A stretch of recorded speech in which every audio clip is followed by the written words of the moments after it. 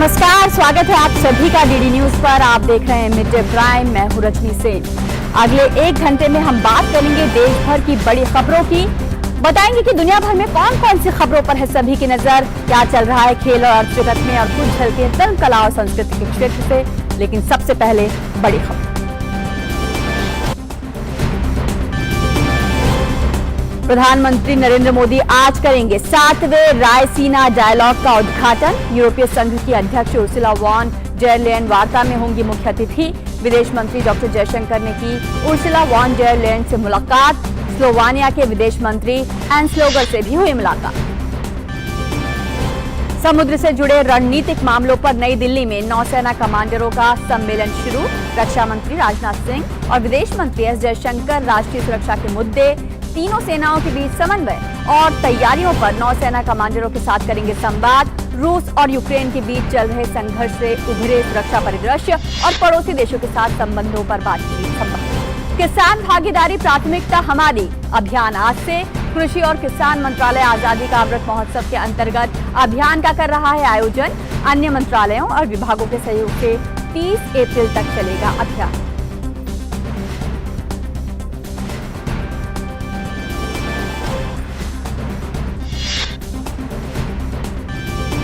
अरब सागर में सीमा पार से चल रही नशे की तस्करी पर हुई है बड़ी कार्रवाई।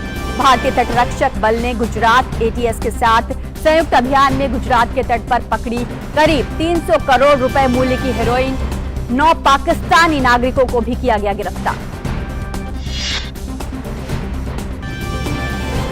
विश्व मलेरिया दिवस आज। भारत ने 2027 तक 0 मामलों को प्राप्त करने और 2030 तक मलेरिया को खत्म करने के लिए बनाई एक राष्ट्रीय नीति।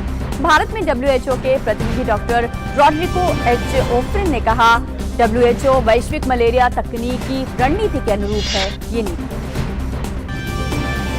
नाइजीरिया के रिफाइनरी विस्फोट के संदिग्धों की तलाश जारी। अब तक इस मामले में किसी की नहीं हुई है गिरफ्तारी। मृतकों की संख्या बढ़कर हुई 100।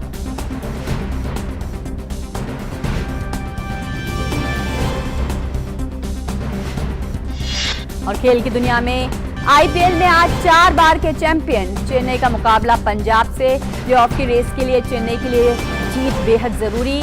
मुंबई इंडियंस की हार का सिलसिला जारी। कल खेले गए मुकाबले में लखनऊ ने 32 रन से हराया मुंबई की इस सीजन में लगातार 8वीं हार।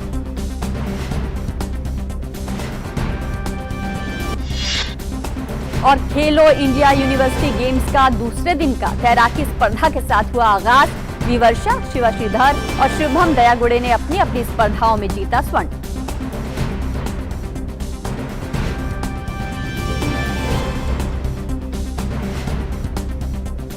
और सबसे पहले बड़ी खबरों पर नजर डालते हैं।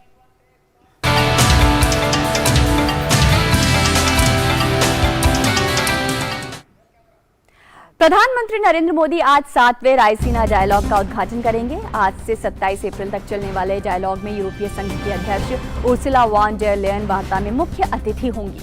रायसीना डायलॉग 2022 में टर्नओवर, जोशीला, अधीर और जोखिमग्रस्त स्थितियों की थीम पर सभी प्रारूपों में पैनल चर्चा और इस पर बातचीत होगी। इनके अंतर्गत 6 विषयों पर व्यापक चर्चा होगी, जिनमें लोकतंत्र पर पुनर्विचार, बहुपक्षवाद का अंत, वाटर कॉकस, हरित संस्कृति को बढ़ावा देना शामिल है। 3 दिन तक चलने वाले रायसीना डायलॉग में लगभग 100 सत्र होंगे। इनमें 90 से अधिक देशों और बहुपक्षीय संगठनों के 210 से अधिक वक्ता अपने विचार रखेंगे। इस आयोजन में अलग अलग देशों के कई पूर्व प्रधानमंत्री और अन्य गणमान्य व्यक्ति भी सम्मिलित होंगे। 2016 से शुरू हुआ रायसीना डायलॉग एक बहुआयामी सम्मेलन है जो वैश्विक समुदाय के सामने सबसे चुनौतीपूर्ण मुद्दों को संबोधित करने के लिए प्रतिबद्ध है। सम्मेलन की मेजबानी ऑब्जर्वर रिसर्च फाउंडेशन विदेश मंत्रालय के सहयोग से करता है।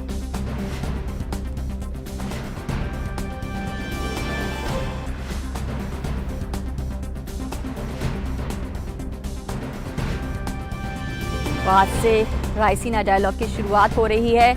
और रायसीना डायलॉग क्यों अहम है, इसकी वर्तमान परिप्रेक्ष्य में क्या महत्ता है, ये समझने की कोशिश हम करेंगे आज से जिसका आगाज हो रहा है। अगर रायसीना डायलॉग की बात करें, क्या है रायसीना डायलॉग, तो भू राजनीतिक एवं भू आर्थिक मुद्दों पर चर्चा का वार्षिक मंच है। भू राजनीतिक और भू आर्थिक मुद्दों पर चर्चा होती है। कौन करता है ये? विदेश मंत्रालय और ऑब्जर्वर रिसर्च फाउंडेशन द्वारा संयुक्त रूप से इसका आयोजन होता है, जिसमें बहुआयामी और बहुपक्षीय जो ये मंच है, जहां वार्ता का जो अवसर प्रदान करता है। विभिन्न देशों के विदेश, रक्षा और वित्त मंत्री होते हैं शामिल। कौन कौन इसमें शामिल होता है? तो विभिन्न देशों के विदेश मंत्री, रक्षा मंत्री इसमें शामिल होते हैं।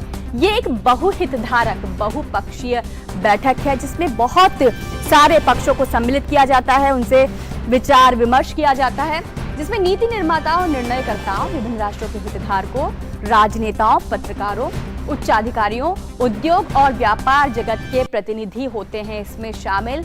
यानी एक बहुआयामी और बहुपक्षीय मंच है, जिस पर विश्व से जुड़े हुए कई मुद्दों पर चर्चा की जाती है।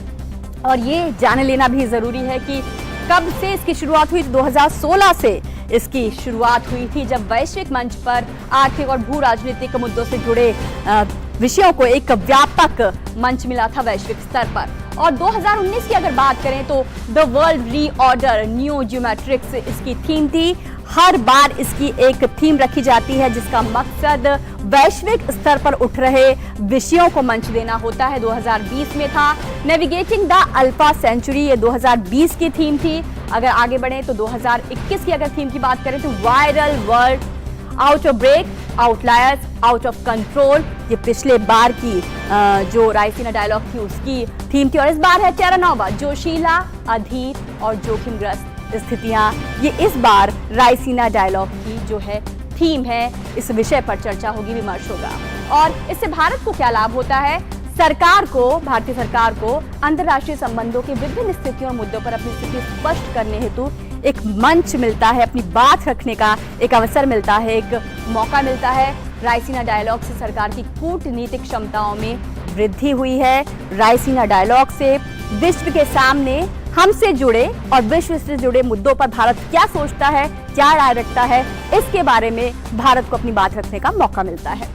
तो कई मायनों में अहम है रायसीना डायलॉग। और हमारे साथ हमारे संवाददाता विशाल वेरिस्तो जुड़ गए हैं इस पर और अधिक चर्चा के लिए। विशाल, इस बार की जो थीम है टेरा, जिसमें जोखिम भी बात की गई है, एक बदलते विश्व की बात की गई है, और क्या क्या विषय रहेंगे जिसमें विमर्श किया जाएगा, विचार किया जाएगा? देखिए रजनी, सबसे पहले हमें ये समझना होगा कि अभी दुनिया के सामने दो चैलेंजेस हैं, और दोनों ही चैलेंजेस को इस समिट के अंदर बखूबी कवर किया गया है। वो है चेंजिंग जियोपॉलिटिकल सीन और चेंजिंग वर्ल्ड इकोनॉमी। तो दोनों ही परिदृश्य बदल रहे हैं। एक परिदृश्य बदला है, जब हम इकोनॉमी की बात करते हैं कोविड की वजह से, अब बायलैटरलिज्म का ज़माना नहीं रहा है। जो 6 पिलर्स हैं थीम के, उसमें से एक मुद्दा होगा, एक पिलर होगा। थीम है इम्पैशन्ड, इम्पेशेंट और इम्पेरिल्ड, ये थीम है टेरा नोवा की। और इसमें जो 6 पिलर्स हैं वो ये सारे मुद्दे कवर करते हैं। रिविजिटिंग डेमोक्रेसी, और उसके अंदर ट्रेड आता है, आपकी इकोनॉमी आती है, उसके अलावा एंड ऑफ मल्टीलैटरलिज्म। जो कोविड आया उसने ये बात बता दिया कि अब वर्ल्ड लेवल पे परिस्थितियाँ तेज़ी से बदल रही हैं। अब हमें FTAs पर ज़्यादा ध्यान देना होगा। अब हाल ही में बोरिस जॉनसन ने भारत की यात्रा की, और वो काफ़ी पॉजिटिव रहा दोनों ही देशों के लिए। और FTA हम उम्मीद कर रहे हैं कि इस साल के अंत तक भारत UK के साथ FTA साइन कर देगा। और ऐसे और देश भी हैं जिनके साथ भारत ने कुछ दिनों पहले UAE के साथ भी FTA साइन किया था। तो ये सारी चीज़ें हैं जिन पर हमें ध्यान देना होगा। और एक इम्पॉर्टेंट पिलर जो है वो है वाटर कॉकसेस। प्रशांत महासागर के अंदर तेज़ी से जो चुनौतियाँ पेश आ रही है भारत के सामने, और किस तरह से स्थितियाँ बदल रही हैं, उस पर भी चर्चा की जाएगी। और ग्रीन ट्रांजिशन एक और इम्पॉर्टेंट फैक्टर है। तो तमाम वो चीज़ें हैं जो इन 3 दिनों के अंदर उस पर डिस्कशन होगा। और 90 से ज़्यादा देशों के करीब 200 से ज़्यादा वक्ता हैं और 100 से ज़्यादा सेशंस होंगे। तो ये तमाम चीज़ें कवर की जाएगी। और देखने वाली बात यह है कि इसके अंदर कौन कौन लोग आ रहे हैं। EU की जो प्रेसिडेंट है वो इसमें चीफ गेस्ट रहेंगी। आपने बताया दर्शकों को, अर्सुला वॉन डेर लेyen वो इसकी चीफ गेस्ट रहेंगी। उसके अलावा बहुत से पूर्व प्रधानमंत्री भी रहेंगे। और इंटरेस्टिंग बात यह है कि जो कंट्रीज़ इसमें पार्टिसिपेट कर रहे हैं, जो अपने मौजूदा मिनिस्टर्स को और प्राइम मिनिस्टर्स को भेज रहे हैं, उसमें अर्जेंटीना, आर्मीनिया, पोर्चुगल और नेदरलैंड्स के उप प्रधानमंत्री भी इसमें पार्टिसिपेट कर रहे हैं, जो वहाँ के विदेश मंत्री भी हैं। और मेरी जब उनसे बातचीत हुई थी राष्ट्रपति की यात्रा के दौरान नेदरलैंड्स में, तो उन्होंने कहा था कि मैं बहुत उत्सुकता से इस मीटिंग का इंतज़ार कर रहा हूँ, और मैं अपने दोस्त जयशंकर के साथ बातचीत के लिए बहुत उत्सुक हूँ। तो ये तमाम चीज़ें बताती किस तरह से भारत बदलते परिदृश्य के अंदर एक वर्ल्ड लीडर के तौर पे उभर रहा है। पहले भारत को फाइट आउट करना पड़ता था हमारा जो सब कॉन्टिनेंट है उसमें अपनी स्पेस बनाने के लिए, क्योंकि चाइना सुपर पावर था और भारत जो था तब इतना बड़ा इकोनॉमिक पावर नहीं बना था। जी विशाल, निश्चित तौर पर तो टर्नओवर जो अपने आप में एक शब्द है, बड़ा दिलचस्प है। नया विश्व, उसमें अवसर, उसके जोखिम, इस पर आज से ये संवाद शुरू होगा। बहुत बहुत शुक्रिया विशाल आपका हमसे जुड़ने के लिए उस जानकारी। प्रधानमंत्री नरेंद्र मोदी ने यूरोपीय आयोग की अध्यक्ष उर्सुला वॉन डेर लेयन से मुलाकात की। विदेश मंत्रालय के प्रवक्ता के मुताबिक दोनों नेताओं ने भारत यूरोपीय संघ सामरिक साझेदारी में प्रगति की समीक्षा की और व्यापार, जलवायु, डिजिटल प्रौद्योगिकी और व्यक्ति से व्यक्ति के संबंधों के क्षेत्र में सहयोग को गहरा करने पर सहमति व्यक्त की है।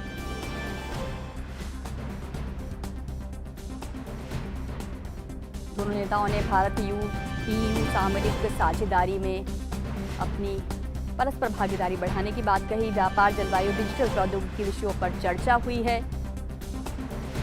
और आपसी संबंधों के क्षेत्रों में सहयोग को कैसे गहरा किया जाए, इस पर भी बातचीत हुई है।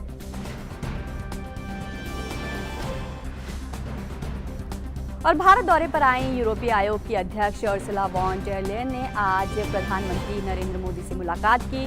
विदेश मंत्रालय ने प्रधानमंत्री नरेंद्र मोदी और यूरोपीय आयोग की अध्यक्ष उर्सुला वॉन डेर लेयन की मुलाकात की तस्वीरों को ट्विटर पर साझा किया है।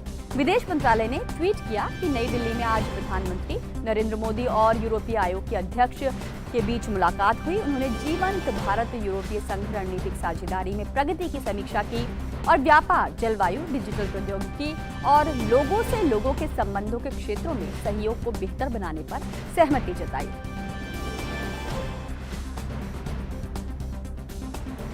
और इससे पहले यूरोपीय आयोग की अध्यक्ष उर्सुला वॉन डेर लेयन ने विदेश मंत्री डॉक्टर एस जयशंकर से भी मुलाकात की।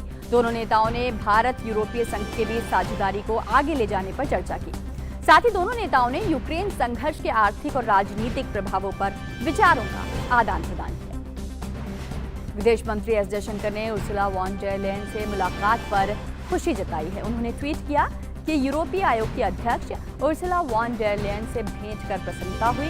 भारत EU साझेदारी को आगे बढ़ाने पर चर्चा की गई। साथ ही यूक्रेन संघर्ष के आर्थिक और राजनीतिक प्रभावों पर विचारों का आदान प्रदान किया गया। भारत दौरे पर नई दिल्ली पहुंची यूरोपीय आयोग की अध्यक्ष उर्सुला वॉन डेर लेयन ने अपने दौरे को लेकर एक ट्वीट किया और लिखा कि इस दशक में भारत के साथ साझेदारी को मजबूत करना एक प्रमुख प्राथमिकता है। हम व्यापार, प्रौद्योगिकी और सुरक्षा में सहयोग बढ़ाएंगे और इसीलिए मुझे खुशी है कि नरेंद्र मोदी और मैं एक व्यापार और प्रौद्योगिकी परिषद की स्थापना करेंगे। और इससे पहले यूरोपीय आयोग की अध्यक्ष उर्सुला वॉन डेर लेयन ने आज सुबह राजघाट जाकर बापू को श्रद्धांजलि अर्पित की। साथ ही उन्होंने आगंतुक पुस्तिका में अपने विचार भी साझा किए। उन्हें बापू की प्रतिमा भी भेंट स्वरूप प्रदान की गई। उर्सुला वॉन डेर लेयन 2 दिन के भारत दौरे पर दिल्ली में हैं। वे आज रायसीना डायलॉग के उद्घाटन सत्र में मुख्य अतिथि के रूप में भाषण देंगे।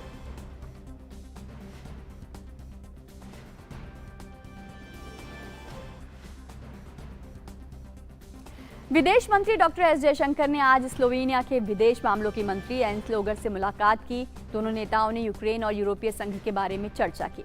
विदेश मंत्री डॉक्टर एस जयशंकर ने यूक्रेन और यूरोपीय संघ के मुद्दे पर स्लोवेनिया के विदेश मंत्री के दृष्टिकोण की सराहना की। स्लोवेनिया के विदेश मंत्री अंतर्राष्ट्रीय सम्मेलन रायसीना डायलॉग में भाग लेने के लिए भारत दौरे पर आए हुए हैं। और अब बात करते हैं ताजा खबर की।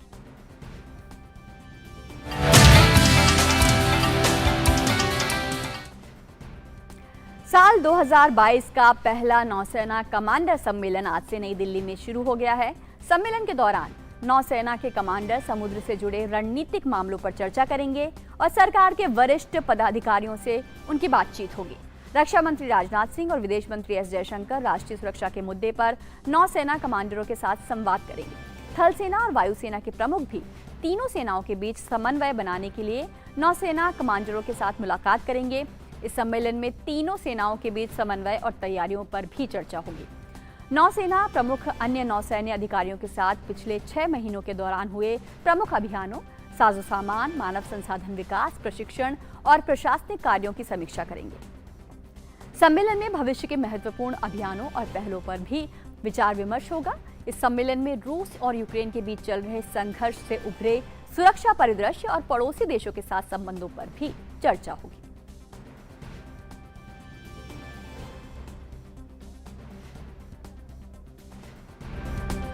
सेना कमांडर सम्मेलन आज से नई दिल्ली में शुरू। भविष्य के महत्वपूर्ण अभियानों पर और सेनाओं के बीच समन्वय पर चर्चा होगी। और रुक करते हैं अगली खबर का। महाराष्ट्र में भाजपा नेता किरीट सोमैया पर हमले के सिलसिले में भाजपा मुंबई के उच्च स्तरीय प्रतिनिधिमंडल ने नई दिल्ली में आज गृह सचिव से मुलाकात की है। इस प्रतिनिधिमंडल में किरीट सोमैया, मिहिर कोटेचा, सुनील राणे और अन्य नेता भी शामिल हैं। मुलाकात के बाद किरीट सोमैया ने कहा कि गृह सचिव ने आश्वस्त किया है कि स्थिति का हम गंभीरता से अध्ययन कर रहे हैं और जरूरत पड़ने पर दिल्ली से एक दल मुंबई भी जाए।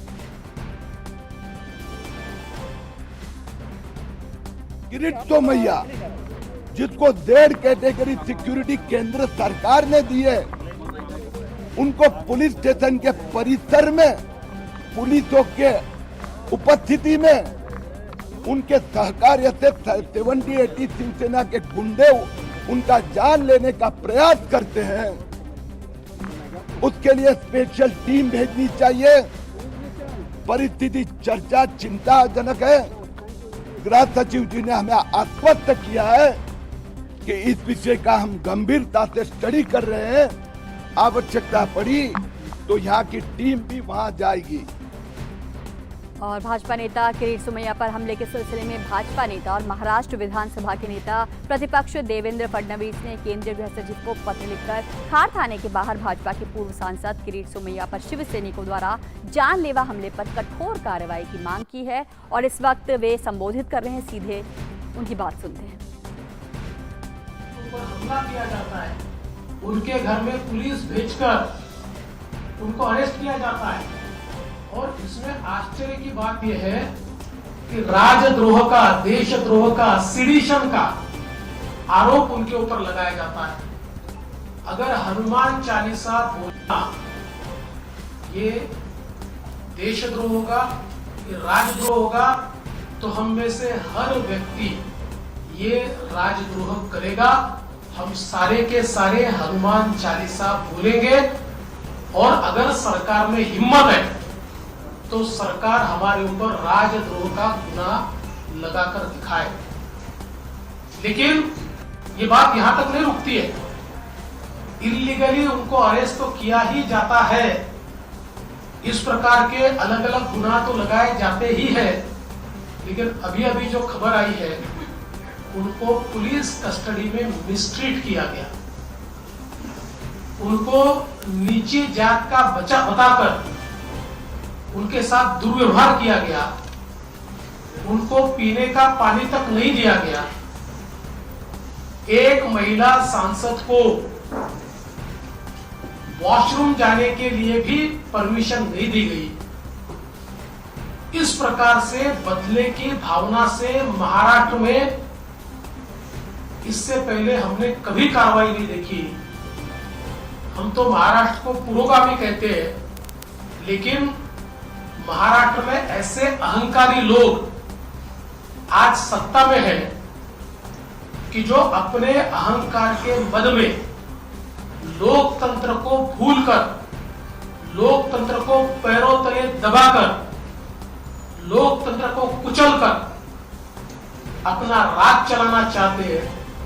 मैं उनको चेतावनी देना चाहता हूं, हम संघर्ष करेंगे, हम डरते नहीं हैं। आप हमारे जान पर हमला करेंगे तब भी हम आपका भ्रष्टाचार बाहर निकालेंगे। और बहुत स्पष्ट रूप से मैं उनको कहना चाहता हूं कि आपके हमलों को वैसा ही जवाब देना हमको आता है। जिस प्रकार से आप हमारे साथ व्यवहार कर रहे हैं, आप तो पुलिस के भरोसे कर रहे हैं, पुलिस को साथ में लेकर कर रहे हैं, लेकिन हम वैसा ही जवाब देंगे। हम लोकतंत्र में विश्वास रखते हैं, इसलिए हम चुप हैं। लेकिन अगर पुलिस भी सरकार के साथ मिलकर हमारे ऊपर हमला करेगी तो ये समझ लेना चाहिए कि केरल में और बंगाल में हमारे सैकड़ों लोग मार दिए, फिर भी हमारा आवाज कोई दबा नहीं पाए। हम चुप नहीं बैठे, हम संघर्ष करें। तो महाराष्ट्र है, छत्रपति शिवाजी महाराज की भूमि है और यहाँ हमारी ताकत भी उतनी है। और इस प्रकार का जो दुर्व्यवहार इस सरकार की ओर से हो रहा है, ऐसे समय हम गृह मंत्री की बैठक में नहीं जा सकते, इसलिए हम नहीं गए। जहां तक लाउड स्पीकर का सवाल है, हमारी भूमिका स्पष्ट है। सुप्रीम कोर्ट और हाई कोर्ट के आदेशों का पालन होना चाहिए। जिस समय पुराने जमाने में हम भी देवी के नवरात्र में रात भर जगराता करते थे, हम भी गणेश जी के समय देर रात तक कार्यक्रम करते थे, लेकिन सुप्रीम कोर्ट ने जब से यह निर्णय दिया कि रात को 10 बजे के बाद लाउड स्पीकर नहीं चलेगा और केवल 15 दिन इसकी छूट दी जाएगी, तब से लेकर हमने 10 बजे के बाद हमारे कार्यक्रम बंद कर दिए। तो अगर सुप्रीम कोर्ट के आदेश का पालन हिंदू समाज करता है तो देश के सभी समाजों ने सुप्रीम कोर्ट के आदेश का पालन करना चाहिए। और अगर कोई करता नहीं है तो इस सरकार की जिम्मेवारी है कि सरकार उनके ऊपर कार्रवाई करे। किरीट सोमय्या यांचा हा पहिला हल्ला झालेला नाहीये। पुण्यात त्याच्यावर हल्ला झाला होता, पडळकरवर हल्ला झाला, परत मोहित कमलवर हल्ला होते। प्रत्येक वेळी दिसते की कारवाई अद्याप कुठंच झाली नाही। नेमकी पुढची केंद्राची भूमिका याबद्दल काय भूमिका? आता किरीट सोमय्यांच्या संदर्भात तर ते झेड प्रोटेक्टी आहेत आणि म्हणून आज आमचे डेलिगेशन होम सेक्रेटरींना भेटलाय। मी स्वतः होम सेक्रेटरींना पत्र दिलाय, कारण केंद्र सरकारने ज्यांना सुरक्षा पुरवली आहे त्यांना जर पोलिसांच्या संरक्षणात मारहाण होत असेल तर कारवाई करण्याची जबाबदारी ही त्यांची आहे। त्यामुळे मला विश्वास आहे की होम सेक्रेटरी याची दखल घेऊन जे दोषी आहेत त्यांच्यावर कारवाई करतील। गोपीचंद पडळकरांवर हल्ला झाला, त्याही वेळी कारवाई करण्यात आली नाही, त्यांना जीव मारण्याचा प्रयत्न झाला, त्याच्यावरही कारवाई नाही आहे। त्यामुळे एकूणच जी काही या ठिकाणी ही सगळी परिस्थिती आहे ही सरकारच्या संरक्षणात चाललेली आहे, हे स्पष्ट दिसतं। भाजपा नेता देवेंद्र फडणवीस महाराष्ट्र सरकार पर आरोप लगा रहे थे कि वो महाराष्ट्र में बदले की भावना से काम कर रही है और लोकतंत्र को कुचलने की वहां कोशिश की जा रही है। इस खबर पर और ज़्यादा जानकारी के लिए हमारे साथ दिल्ली से हमारे संवाददाता शैलेंद्र मिश्रा हमारे साथ जुड़ गए हैं। शैलेंद्र, आपके पास आना चाहेंगे। ये पूरा जो मुद्दा है वो राजनीतिक तो है ही, लेकिन उसमें कहीं ना कहीं एक व्यक्ति के मौलिक अधिकारों को दबाने की कोशिश की जा रही है और देशद्रोह की पूरी परिभाषा ही महाराष्ट्र सरकार जो है वो बदलने की कोशिश कर रही है। देखिए, बीजेपी ये आरोप लगा रही कि जब से हम जानते हैं कि नवनीत राणा जो लोकसभा की सांसद हैं निर्दलीय, उन्होंने ऐलान किया था कि वो हनुमान चालीसा पढ़ेंगे मातोश्री के बाहर, और उसके बाद जिस तरह से उन हंगामा हुआ और जिस तरह से धार्मिक भावनाएं भड़काने के आरोप में उन्हें हिरासत में लिया गया, थाने के बाहर जो कुछ हुआ, और हमने देखा कि देवेंद्र फडणवीस ने आरोप लगाया कि एक सांसद को किस तरह से थाने में रखा गया, और बाहर जब उनसे मिलने गए खार थाने में, हम जानते हैं कि किरीट सोमय्या जो सांसद भी रहे हैं, बीजेपी के वरिष्ठ नेता हैं, उन पर जानलेवा हमले की कोशिश की गई। ये आरोप किरीट सोमय्या और बीजेपी नेता लगा रहे हैं। आज गृह मंत्रालय में जाकर मुलाकात भी की, देवेंद्र फडणवीस ने पत्र भी सौंपा है, स्पेशल टीम भेजने की मांग की है। इस पूरे लाउड स्पीकर विवाद के बाद जिस तरह से हम देख रहे हैं कि महाराष्ट्र में शिवसेना और बीजेपी एक तरह से आमने सामने है, और शिवसेना नेताओं पर, उद्धव सरकार पर यह आरोप लगाया जा रहा है कि दरअसल वो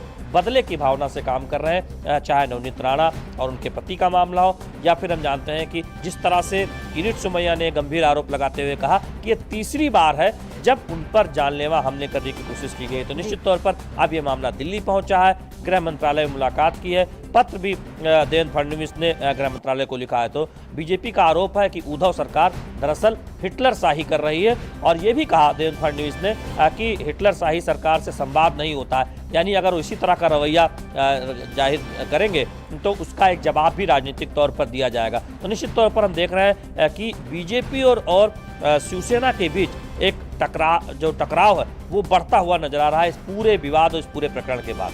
बिल्कुल शैलेंद्र, और जब देवेंद्र फडणवीस बात कर रहे थे किरीट सोमैया की, तो उनके साथ कस्टडी में जो व्यवहार किया गया, जघन्य से जघन्य अपराधी के साथ भी ऐसे अपराध नहीं किया जाता, और खासकर महिला नेताओं के साथ भी एक दुर्व्यवहार किया गया है। इसका क्या जवाब दे रही है महाराष्ट्र सरकार? ये देखिए, निश्चित तौर पर महाराष्ट्र पुलिस बचाव के मुद्रा में है नवनीत राणा के मामले में। चूंकि वो एक सांसद हैं, उन्होंने सिर्फ एक ऐलान किया था कि वो हनुमान चालीसा पढ़ेंगी।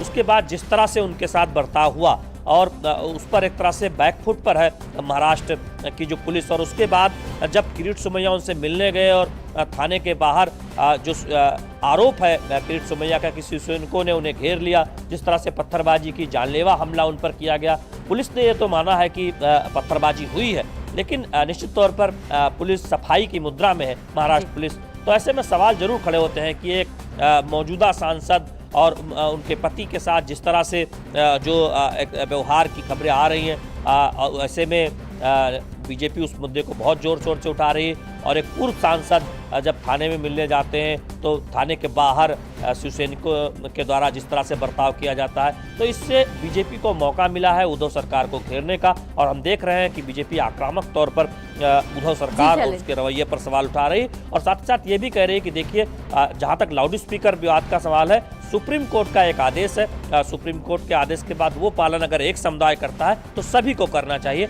और इस स्टैंड को आज दोहराया भी है देवेंद्र फडणवीस ने अपनी प्रेस कॉन्फ्रेंस। जी, निश्चित तौर पर तो महाराष्ट्र सरकार जो है वो बदले की भावना से काम कर रही है। बहुत बहुत शुक्रिया आपका शैलेंद्र हमसे जुड़ने के लिए। आगे बढ़ते हैं। पश्चिम बंगाल के हंसखाली में नाबालिग के दुष्कर्म और हत्या मामले में आज भारतीय जनता पार्टी की फैक्ट फाइंडिंग समिति की सदस्य रेखा वर्मा और रूपा मित्र चौधरी राष्ट्रीय मानवाधिकार आयोग जाकर आयोग के अध्यक्ष से मुलाकात करेंगी। भाजपा की 5 सदस्यीय समिति ने पार्टी अध्यक्ष जेपी नड्डा को हंसखाली रेप घटना मामले पर अपनी रिपोर्ट पिछले दिनों सौंपी थी। समिति के सदस्यों ने पश्चिम बंगाल के उस जगह का दौरा करने और विस्तृत जानकारी जुटाने के बाद समिति ने अपनी अनुशंसा बीजेपी अध्यक्ष को सौंपी थी। भाजपा की समिति में सांसद रेखा वर्मा, भाजपा महिला मोर्चा अध्यक्ष वानथी श्रीनिवासन सहित 5 सदस्य थे। समिति के सदस्यों ने पीड़ित परिवार के लोगों के साथ गांव के लोगों और मीडिया से बातचीत की थी। समिति का मानना है कि नाबालिग के साथ रेप और हत्या मामले में मुख्यमंत्री ममता बनर्जी का दिया गया बयान शर्मनाक है। समिति ने इस मामले में आरोपी के टीएमसी नेता का पुत्र होने और मुख्यमंत्री द्वारा संरक्षण मिलने से राज्य में न्याय न मिलने की बात कही है। इसमें इस मामले में मुकदमा किसी अन्य राज्य में चलाए जाने की बात भी कही गई है। इसके साथ ही राज्य में धारा 355 और 356 लगाने की मांग भी की गई।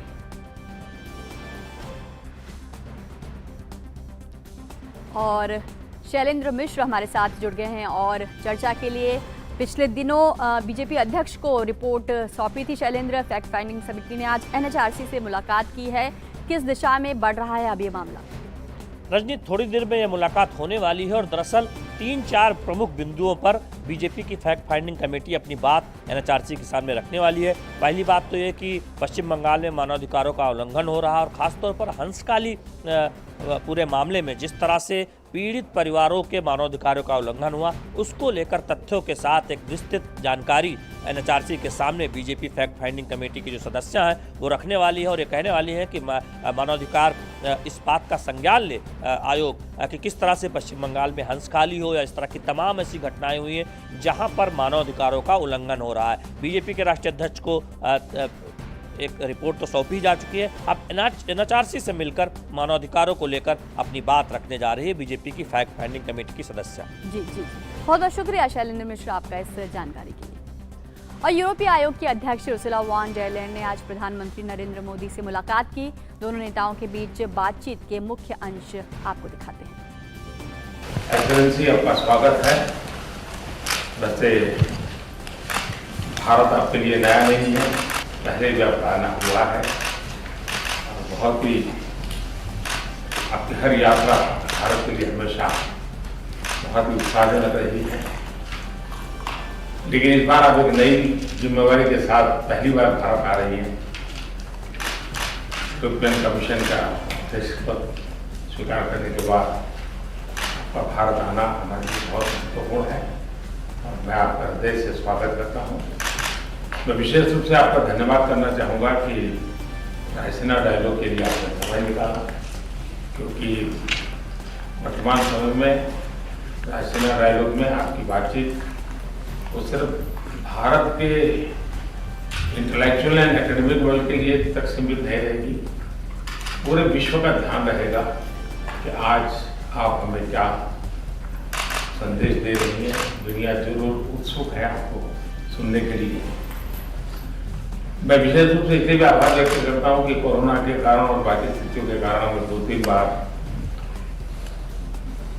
डेट बदलनी पड़ी, लेकिन फिर भी आपने अपने कमिटमेंट को बराबर वो किया और आज आप हमारे बीच हैं, इसलिए मैं आपका विशेष रूप से धन्यवाद करता हूँ। एक्सेलेंसी, भारत का और यूरोपियन यूनियन काउंसिल के साथ पिछले दिनों हमारी वर्चुअल समिट का मौका मिला था। इंडिया यूके का अगर हम रूबरू में मुलाकात कर सकते, मीटिंग कर सकते तो अच्छा होता, लेकिन इस पैंडेमिक के चलते उन चीज़ों को हम नहीं कर पाए। लेकिन मैं आशा करता हूं कि बहुत ही जल्द हम फिर से रूबरू मिल करके बहुत ही निकट संवाद करेंगे। मुझे खुशी है कि हमारे विदेश मंत्री जब आए थे आपने बहुत ही अच्छी मीटिंग ऑर्गेनाइज की और भारत के साथ चर्चा करने का एक अच्छा अवसर आपने दिया था। और इसलिए भी मैं समझता हूँ कि आपके नेतृत्व में भारत और यूरोप के संबंधों को एक नई ऊंचाई मिल रही है, संपर्कों के नए क्षेत्र खुल रहे हैं और ये हमारा सहयोग और अधिक हमारे संबंधों को आगे बढ़ाएगा, ये मेरा पक्का विश्वास है। तो फिर एक बार आपका हृदय से बहुत बहुत स्वागत करता हूँ। Thank you very much, Prime Minister, and it's a pleasure to visit India again and to see you, meet you again. So thank you very much for the very warm welcome. And indeed, this year marks the 60th anniversary of the EU-India relationship. And I think this relationship is today more important than ever. We have a lot in common. We are vibrant democracies. We are strong supporters of the international rules-based order. We are large economies. And we have a lot in common, but we are also facing a challenging political landscape.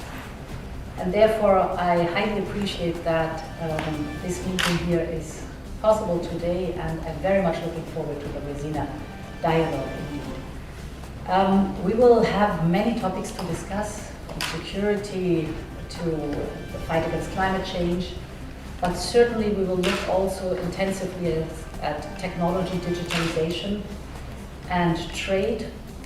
And there I'm very glad that you, Prime Minister, and I agreed to put in place a Trade and Technology Council.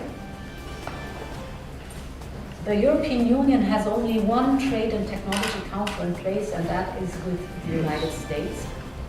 And I think, therefore, it is telling that it was so important for us to put up a second Trade and Technology Council with India.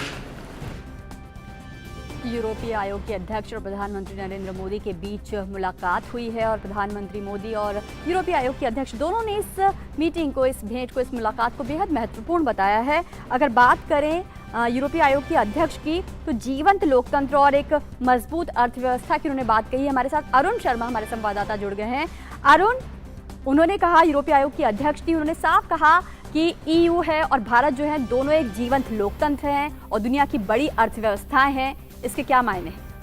देखिए, इसके बहुत मायने अगर समझने की कोशिश करें तो ये है कि इस समय पर दुनिया भर की जो अर्थव्यवस्था है पोस्ट कोविड पैंडेमिक के टाइम में ज़्यादा ट्रेड पर फोकस कर रहे हैं। ट्रेड डील्स ज़्यादातर जो तमाम कंट्रीज है वो एक दूसरे का साइन कर रही है, कोशिश करेगी कैसे एक इकोनॉमिकल लुक्रेटिव मार्केट का उनको एक्सेस मिल सके।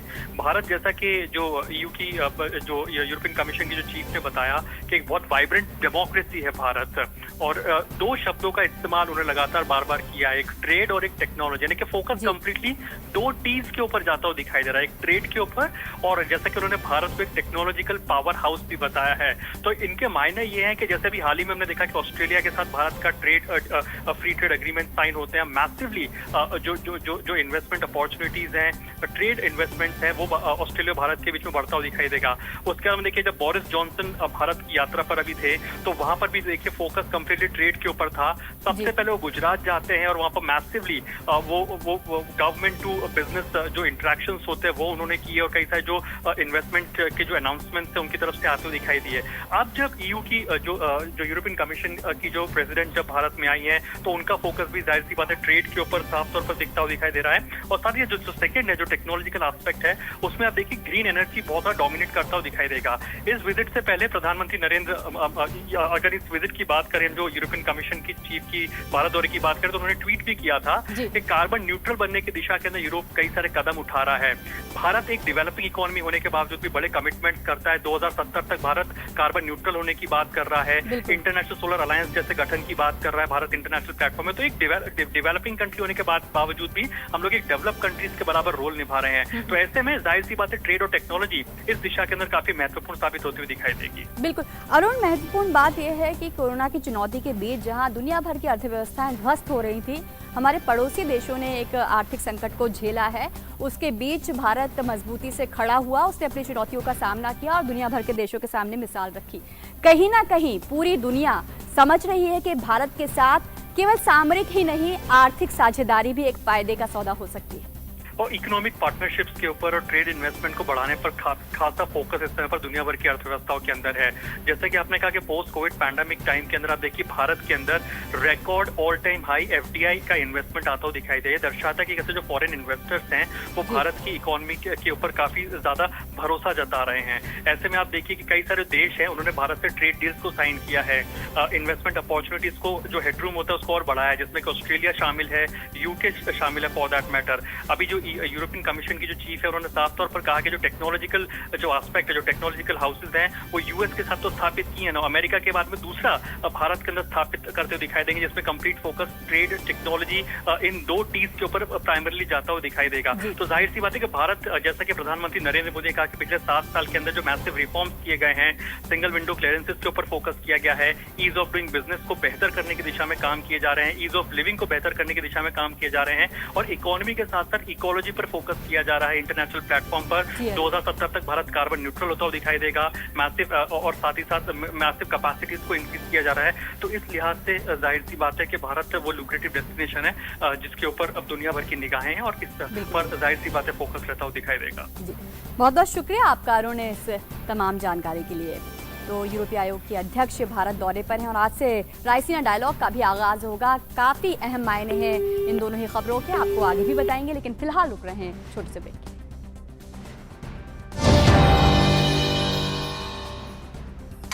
ये लो गुड न्यूज सर, आज से आपको पेट्रोल पे 20% का डिस्काउंट मिलेगा। 20%? लॉटरी लग गई तो मेरे बाकी के पैसे क्यों नहीं डाले? वो तो आपके हाथ में ना। 45 की स्पीड पे गाड़ी चलाइए, रेड लाइट पे इंजन ऑफ कर दीजिए, 20% पेट्रोल तो जरूर बचेगा। बात तो वही है ना। पीसीआरए का एंड्रॉइड ऐप डाउनलोड करें और ईंधन बचाने के उपाय जानें। पेट्रोलियम संरक्षण अनुसंधान संघ, पेट्रोलियम एवं प्राकृतिक गैस मंत्रालय, भारत सरकार द्वारा जनहित में जारी। ब्रेक के बाद मिड डे प्राइम में आपका स्वागत है और अब नजर डालते हैं अन्य राष्ट्रीय खबरों पर।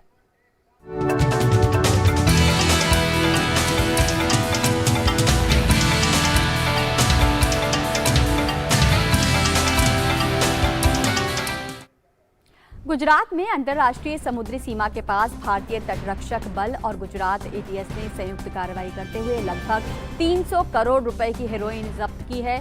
ये ड्रग पाकिस्तान से अल हज नामक जहाज पर लाया जा रहा था। तटरक्षक बल ने 9 तस्करों के साथ नाव को अपने कब्जे में ले लिया है और आगे की जांच के लिए जखाऊ लेकर इसे आ गई।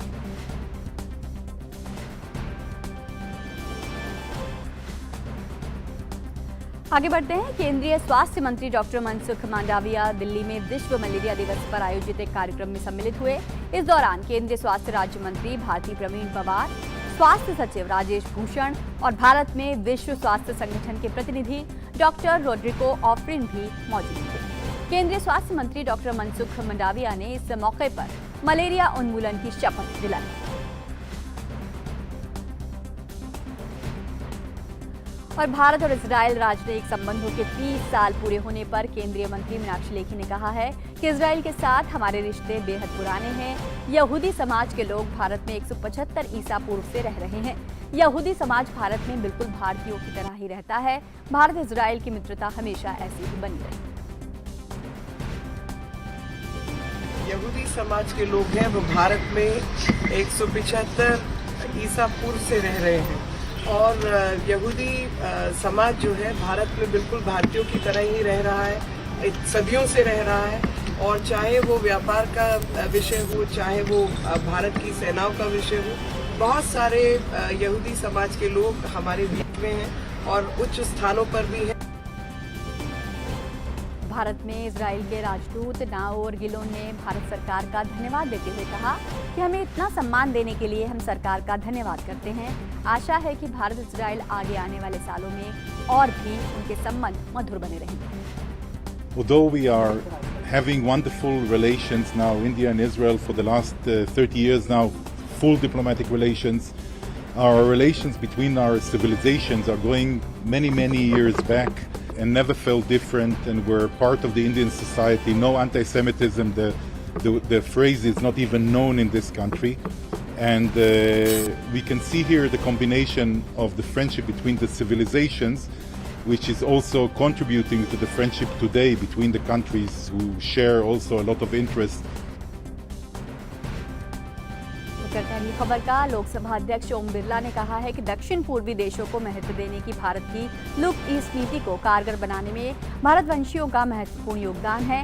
वे कल सिंगापुर में भारतीय समुदाय और भारत के मित्रों को संबोधित कर रहे थे। उन्होंने कहा कि भारतवंशी समुदाय विभिन्न देशों के बीच अंतराल दूर करने और आपसी संबंधों में सुधार लाने में प्रेरक भूमिका निभाता है। लोकसभा अध्यक्ष ओम बिरला आसियान देशों के दौरे पर हैं और वियतनाम और कंबोडिया के दौरे के बाद कल सिंगापुर पहुंचने पर भारतीय समुदाय ने ओम बिरला का स्वागत किया।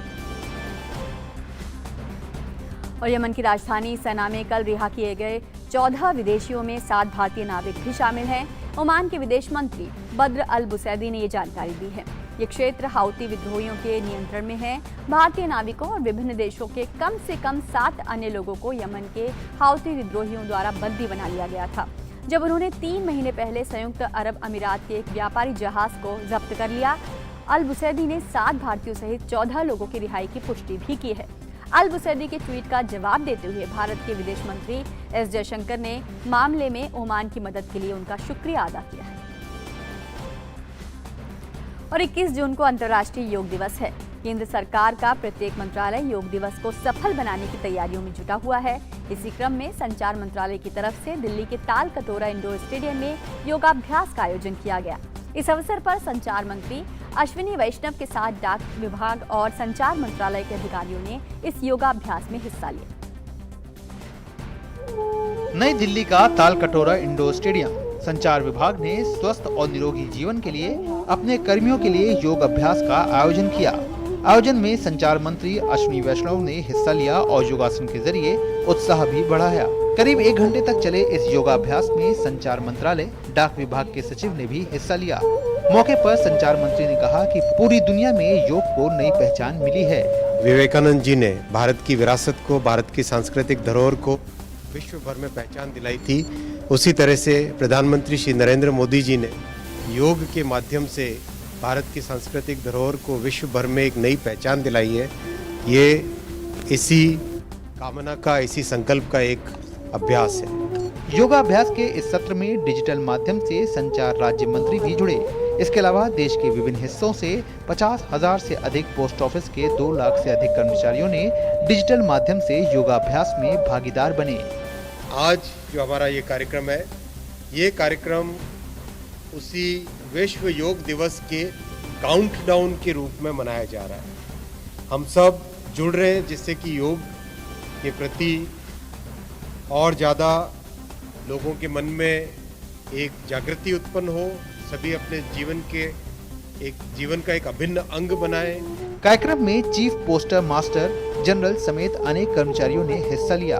इस संकल्प के साथ कि भागदौड़ की जिंदगी में शारीरिक और मानसिक थकान कई बीमारियों से लड़ने में योग उपयोगी है, इसलिए योग को जीवन का हिस्सा बनाएं। धीरज कुमार की रिपोर्ट, डीडी न्यूज। योगा से ही होगा, योग है अच्छे स्वास्थ्य का मंत्र। और यहाँ रुक रहे हैं एक छोटे से ब्रेक के लिए।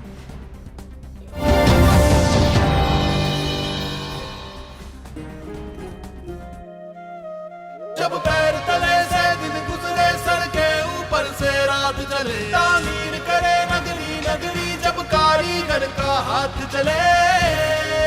वंडर सीमेंट, जब दिल में हो जज्बात तभी होती है एक परफेक्ट शुरुआत।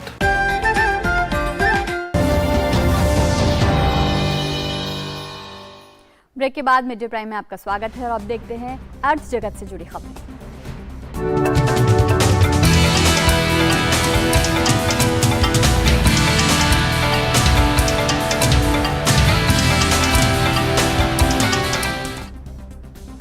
व्यापार की दुनिया में क्या है खास, बता रहे हैं अजय मिश्र।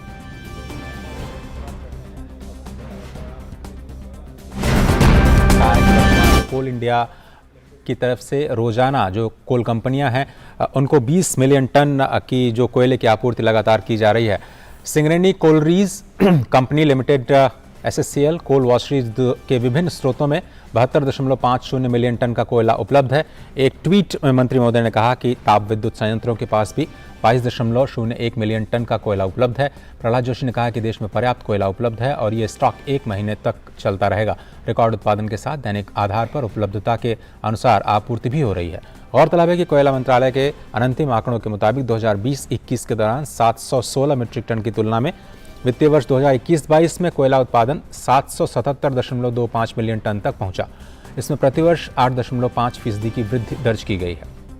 कोल इंडिया लिमिटेड का उत्पादन 2020-21 में 596.24 मीट्रिक टन से 4.43% बढ़ करके 2021-22 के दौरान 622 मीट्रिक टन हो गया है। वित्त मंत्रालय के सूत्रों के हवाले से खबर आई है कि जीएसटी काउंसिल में दरें बढ़ाने के मुद्दे पर मीडिया खबरों का कोई आधार नहीं है। दरअसल मीडिया में आई खबर के मुताबिक वस्तु और सेवा कर जीएसटी संबंधी मुद्दों पर निर्णय करने वाली सर्वोच्च इकाई जीएसटी परिषद ने 143 सामानों पर कर की दरें बढ़ाने को लेकर के राज्यों से राय मांगी थी। खबर में भी कहा गया कि इन 143 में से 92% वस्तुओं को 18% की दर से उठा करके सबसे ज्यादा 28% के मद में डालने का प्रस्ताव है। लेकिन सूत्र ये बता रहे हैं कि 143 वस्तुओं पर जीएसटी की दर बढ़ाने पर राज्यों से राय नहीं मांगी गई है। इसके अलावा आधे से ज्यादा प्रोडक्ट्स को जीएसटी कर की सर्वाधिक 28% की श्रेणी में डालने का भी कोई प्रस्ताव नहीं है। परिषद ने टैक्स दरों को युक्त संगत बना करके राजस्व बढ़ाने के बारे में सुझाव के लिए पिछले साल राज्यों के मंत्रियों की समिति का गठन किया था। कर्नाटक के मुख्यमंत्री बसवराज बोम्मई इस समिति के प्रमुख हैं। उपराष्ट्रपति वेंकैया नायडू ने निर्यात उत्कृष्टता पुरस्कार समारोह में तमिलनाडु की राजधानी चेन्नई में हिस्सा लिया। उन्होंने निर्यात के क्षेत्र में सर्वश्रेष्ठ योगदान और भूमिका निभाने के लिए विजेताओं को एक्सपोर्ट एक्सीलेंस अवार्ड से पुरस्कृत भी किया। इस मौके पर उन्होंने कहा कि राष्ट्र निर्माण में निर्यातकों का अहम योगदान होता है और निर्यात क्षेत्र के अच्छे प्रदर्शन के कारण ही पिछले वित्तीय वर्ष 2021-22 में देश का कुल निर्यात बढ़कर के $418 बिलियन दर्ज किया गया।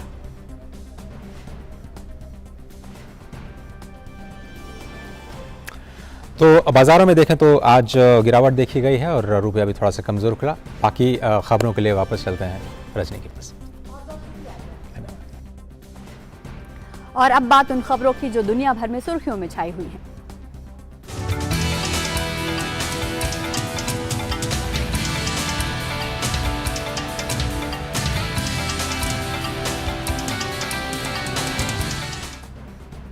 अंतर्राष्ट्रीय खबरों में बात सबसे पहले फ्रांस की। फ्रांस में मौजूदा राष्ट्रपति इमैनुअल मैक्रोन ने राष्ट्रपति चुनाव में जीत हासिल की है। इस जीत के बाद वे दूसरी बार फ्रांस के राष्ट्रपति बनेंगे। मैक्रोन ने देश की धुर दक्षिणपंथी नेता मरीन ले पेन को अच्छे अंतर से हराया है। मैक्रोन को 58.8% मत मिले हैं, जबकि ले पेन को 41.2% मत मिले हैं। मैक्रोन की जीत के बाद एफिल टावर के पास पार्क में इकट्ठे हुए मैक्रो प्रशंसकों ने एक दूसरे को गले लगाना शुरू कर दिया। फ्रांस में कल राष्ट्रपति चुनाव के लिए दूसरे चरण का मतदान संपन्न हुआ। इससे पहले मरीन ले पेन ने रविवार को राष्ट्रपति पद की दौड़ में हार स्वीकार कर ली थी। उन्होंने मौजूदा राष्ट्रपति इमैनुअल मैक्रोन को विजयी मान लिया। उन्होंने कहा कि राष्ट्रपति चुनाव में उनका अभूतपूर्व प्रदर्शन अपने आप में एक शानदार जीत की ओर इशारा करता है। प्रधानमंत्री नरेंद्र मोदी ने भी फ्रांस के राष्ट्रपति चुनाव में इमैनुअल मैक्रों की जीत पर उन्हें बधाई दी है। अपने ट्वीट संदेश में प्रधानमंत्री मोदी ने कहा है, मेरे मित्र इमैनुअल मैक्रों को फ्रांस के राष्ट्रपति के रूप में फिर से चुने जाने पर बधाई। मैं भारत फ्रांस रणनीतिक साझेदारी को गहरा करने के लिए मिलकर काम जारी रखने की आशा करता हूं। और फ्रांस में राष्ट्रपति चुनाव में इमैनुअल मैक्रों की जीत पर दुनिया भर से बधाइयों का सिलसिला शुरू हो गया है। यूरोपीय परिषद के अध्यक्ष चार्ल्स मिशेल ने अपने बधाई संदेश में कहा कि हम 5 और वर्षों के लिए फ्रांस पर भरोसा कर सकते हैं। जर्मन चांसलर ओलाफ स्कोल्स ने भी कहा है कि मुझे खुशी है कि हम अपना अच्छा सहयोग जारी रखेंगे। वहीं ब्रिटेन के प्रधानमंत्री बोरिस जॉनसन ने फ्रांस के राष्ट्रपति को शुभकामनाएं देते हुए कहा कि फ्रांस हमारे सबसे करीबी और सबसे महत्वपूर्ण सहयोगियों में से एक है। कनाडा के प्रधानमंत्री जस्टिन ट्रूडो ने कहा है कि कनाडा और फ्रांस में लोगों के लिए सबसे महत्वपूर्ण मुद्दों पर काम जारी रखने के लिए तत्पर हैं, जिसमें लोकतंत्र की रक्षा, जलवायु परिवर्तन, अच्छी नौकरियां पैदा करने व मध्यम वर्ग के लिए आर्थिक विकास शामिल है।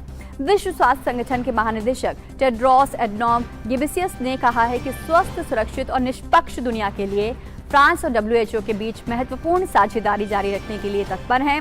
यूक्रेन के राष्ट्रपति व्लादिमीर ज़ेलेंस्की ने भी फ्रांस के राष्ट्रपति चुनाव में मैक्रों की जीत पर उन्हें बधाई दी।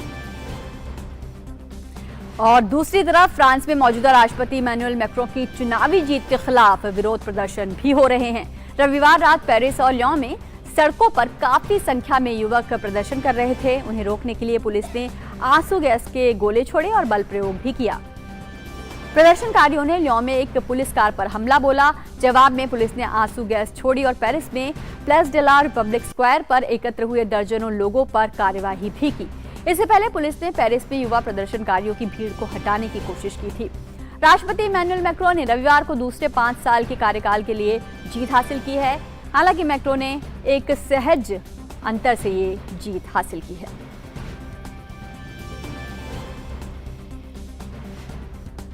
और अब देखते हैं खेल जगत की खबर।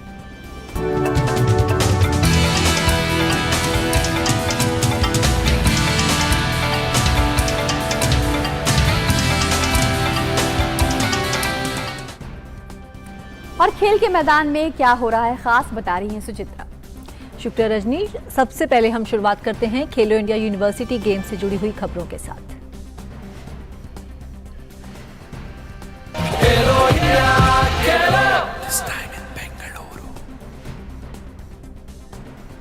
बेंगलुरु में जारी खेलो इंडिया यूनिवर्सिटी गेम्स में आज मद्रास यूनिवर्सिटी की वी वर्षा ने महिलाओं की 400 मीटर फ्री स्टाइल स्पर्धा में स्वर्ण पदक अपने नाम किया।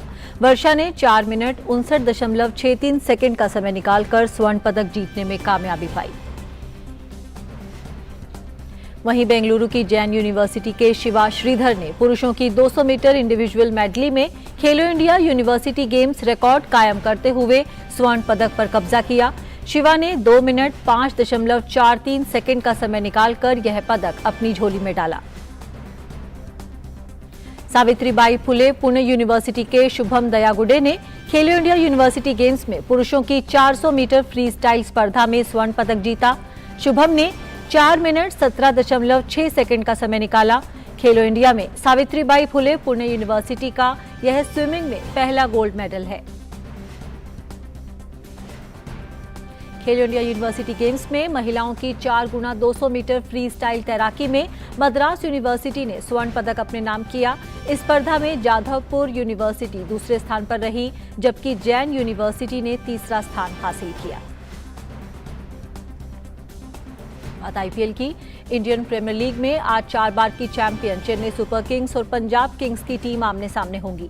सीएसके के पास प्लेऑफ में पहुंचने का अभी भी मौका है, मगर उसे कई मोर्चों पर समय रहते सुधार की जरूरत है। सीएसके ने 7 में से सिर्फ 2 मैच में ही जीत दर्ज की है, जबकि 4 मुकाबले गंवाए हैं। वहीं पंजाब ने 7 में से 3 मैच में जीत दर्ज की है।